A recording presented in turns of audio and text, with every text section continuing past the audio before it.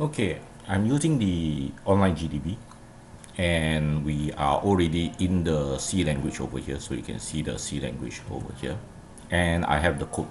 All right. You will notice a few things.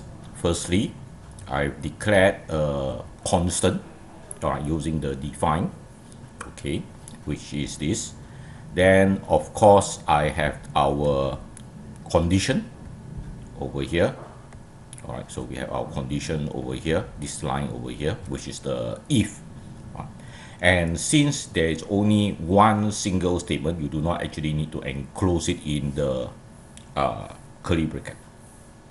All right, so just a quick run. First, the secret number is actually 10.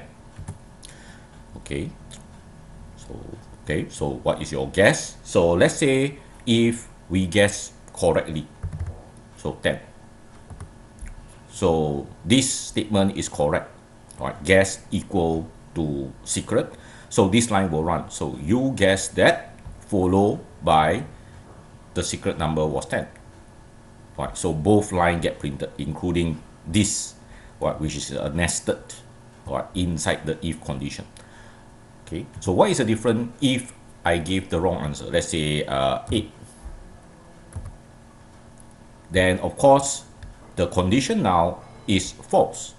So when the condition is false, it will skip this print. Okay, so the you guess that, right, is not printed, and it will just print the secret number was 10.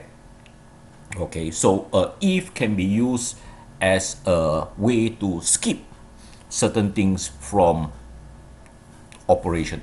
All right, so that is how the condition actually work.